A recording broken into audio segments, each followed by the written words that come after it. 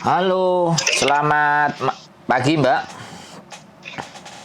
Iya, selamat malam. Oh, selamat malam. Bukan pagi ya Mbak? Oh, dengan Mbak siapa ya? Wah, saya dengan Sandro Jabrik Wong ganteng sak donya Mbak. Gimana? Ada yang bisa dibantu? Geng, Pak Sandro. Gimana Mbak? Gini Pak, saya kan dulu Hong Kong 7 tahun, terus pulang di Indonesia udah 8 tahun. Ini rencana saya mau proses balik lagi ke Hong Kong lagi. Siap. Tapi data saya yang di Indonesia sama yang di Hong Kong itu beda, gitu loh. kakak sama KTP itu beda namanya sama tahun lahir. Dulu saya pertama kali kan umur 18 tahun, habis itu sama PT dulu dituain, jadinya asli kelahiran tahun 83, tapi di ID Hong Kong sama paspor itu tahun 80.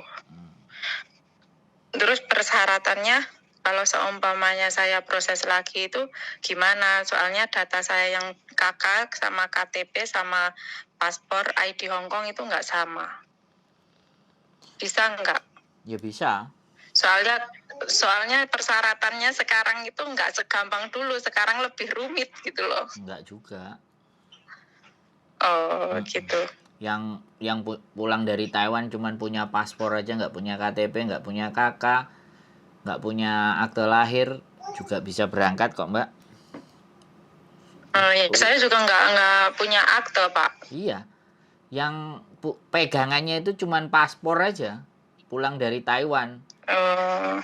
Pulang dari Taiwan, gitu. telepon saya bulan April, Maret akhir April. Sekarang udah di Hongkong, udah kerja 1 mingguan lah. Cuman kan prosesnya panjang dan sekarang lagi kalau sekarang ada job apa aja Pak? banyak. Job itu ndak ada masalah. Yang bermasalah itu majikan mau sama sampean nggak, itu aja. Iya. Masalahnya cuma di situ. Proses semuanya tetap jalan, COVID jalan, setelah COVID lebih kenceng jalan. Persoalannya itu nasib, mujur, apa malang kan gitu. Kalau nasibnya mujur, baru setor data seminggu, itu udah ada langsung majikan yang mau. Tapi kalau nasibnya kurang baik, ya bisa 2 bulan, 3 bulan ya nganggur. Tapi kelebihannya kalau dengan kami, satu, kita bisa memperbaiki itu semua data, beres, kelar, selesai, satu. Yang kedua,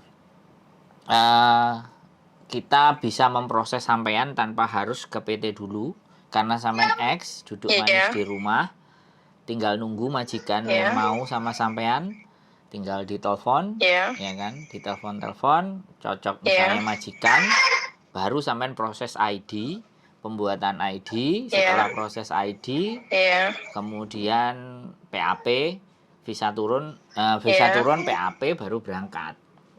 Jadi berarti tanpa ujian ya Pak? Ya, tanpa ujian lagi ya, soalnya kalau sama. masuk PT. Enggak, sebentar, gantian, kita ngomongnya gantian Mbak, kan yang nanya sampean toh. Oh iya. Jadi kalau yang nanya sampean, saya jangan diguruin. Maaf. Saya jangan diguruin, proses saya jelaskan proses hari ini dan proses dulu. Beda dan samanya ada di mana kan gitu tuh. Jadi tapi kalau sampean mau cerita sama saya yang dengerin gitu loh. Kalau mau cerita sama saya yang dengerin. Gitu aja. Jadi data sampean ini kan tidak sama. Otomatis kalau data tidak sama, kita pasti betulkan. Nah, kalau dibetulkan pasti akan disesuaikan dengan KTP Hong Kong dan paspor sampean yang zaman dulu. Sampean masih pegang KTP Hong Kong nggak? Masih. Nah, kalau ada KTP Hong Kong enak. Ada ID, KTP Hong Kong, paspor sama kontrak kerja yang lama, yang terakhir masih ada. Nah, kalau itu kan gampang. Jadi tinggal kita cocokin data yang baru sama KTP sama paspor yang itu. Nggak bisa disamakan sama data yang sekarang, yang samain data bener yang sekarang ibaratnya. Karena kalau sampai kita pakai data yang benar, sampean ke Hongkongnya kena data ganda. Itu namanya. Jadi gitu, karena gitu. diperbaiki itulah makanya PT mengambil banyak potongan di sana. Kan gitu tuh Mbak ceritanya. Ya, Jadi iya, saya iya. jelaskan juga sekalian sebelum sampai nanya. Potongan di PT kami terbilang relatif mahal kan. 2.300 sampai 2.800. Tergantung data sampean. Jadi di situ tuh. Nah, ketika sampean berproses dengan kami tidak akan menahan apapun, ya kan? Kami akan menginformasikan ke PT, sampean tinggal kirim KTP Ya. sampean Hongkong atau paspor Hongkong, boleh difoto, kemudian sama KTP Indonesia. Kita akan lihat keperbedaannya di mana, kan seperti itu. Nah, Iya. setelah Iya, dilihat, kemudian kita biodata sampean. Setelah di biodata, baru biodata disodorkan ke majikan. Nah, setelah biodata disodorkan ke majikan, kalau seandainya ada majikan yang tertarik, yang cocok, baru proses interview, Mbak.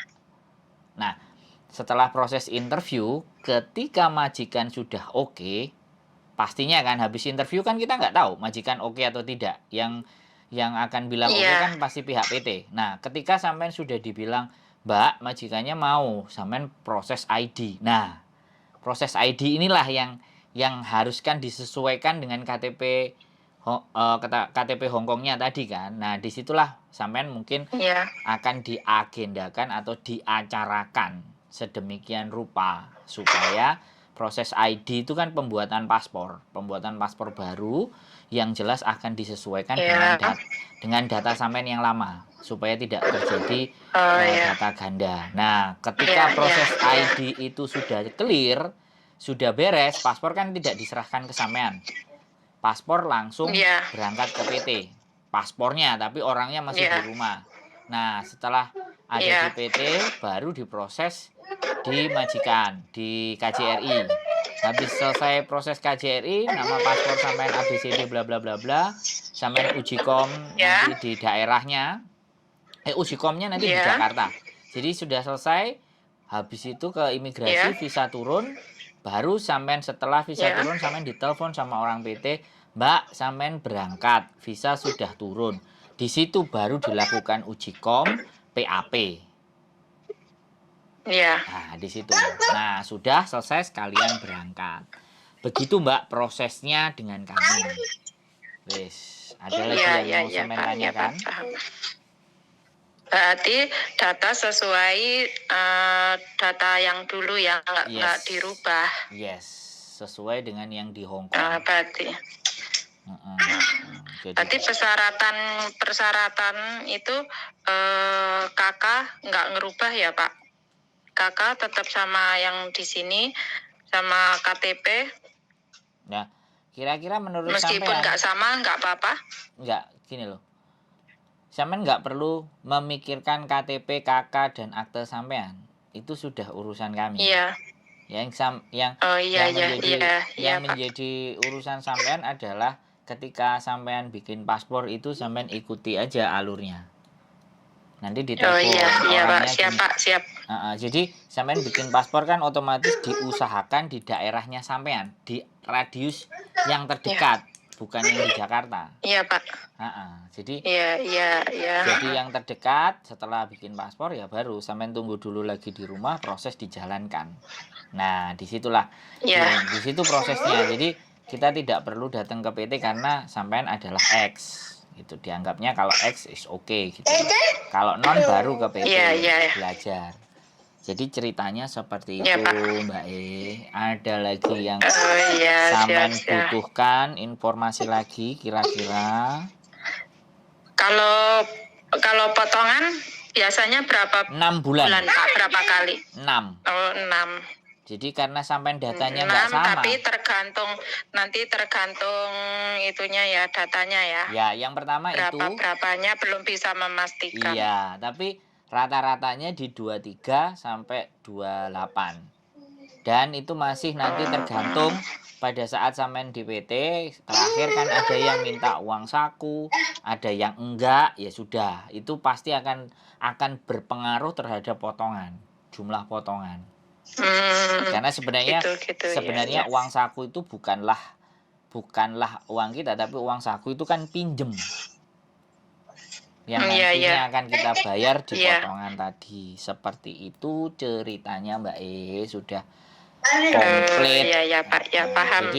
Jadi kalau Terima kami enak, kami boleh dibanding-bandingkan. Nah, bukan kayak si Farel. Kan kalau si Farel ojo dibanding-banding nih. Nah, kita enggak, kita boleh. Dibanding-banding. Loh, iya dong, kami boleh sampean bandingkan kalau ada yang jauh lebih murah. Oke, ya sampean boleh ke sana. Tapi kalau di sana sudah mentok, ya sampean boleh coba di tempat kami. Kan begitu ceritanya.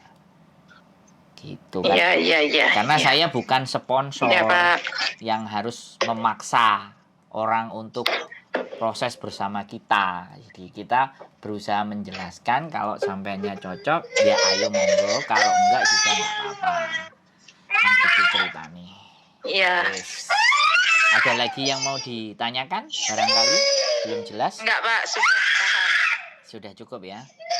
Ya, anaknya juga udah teriak-teriak ini minta diperhatikan mamanya. Iya, ini anaknya. Oke. Diurus dulu anaknya, Mbak. Sini ayo. Ya, makasih Pak ya. Oke, siap. Yuk. Oke, Bapak terima kasih. Selamat malam. Luar biasa ya, keceriaan terhadap keluarga ya. Situasi tadi anaknya jerit-jerit dan teriak. Ya suasana di Indonesia, tapi ya apa boleh buat. Teman-teman ngerasa dan menganggap bahwa Hongkong adalah pilihan untuk bisa mendapatkan dan mengais rezeki untuk perubahan kehidupan yang jauh lebih baik. Saya tidak banyak berkomentar, tapi ya apapun itu, perbedaan data dan segala apapun sebenarnya orang PT lah yang sangat bisa membantu dalam persoalan tersebut. Banyak PT-PT di sana yang tidak ingin ribet, tidak mau mumet. Nah, dia ngurusi hanya orang-orang yang memang benar, yang orang tepat, yang orang pas. Tapi kami berusaha, sekali lagi kalau kami dipercaya, kami akan berusaha memberikan bantuan dan tahu sendiri teman-teman Indonesia seperti apa dan bagaimana. Saya tidak perlu panjang cerita di konten ini. Yang penting tetap semangat. Semoga bermanfaat apa yang saya tampilkan di sini, apa yang saya buat konten di sini. Mudah-mudahan bisa menjadikan teman-teman belajar lebih baik lagi. Sehat selalu, stay tune in my YouTube channel dan see you next video. Bye-bye.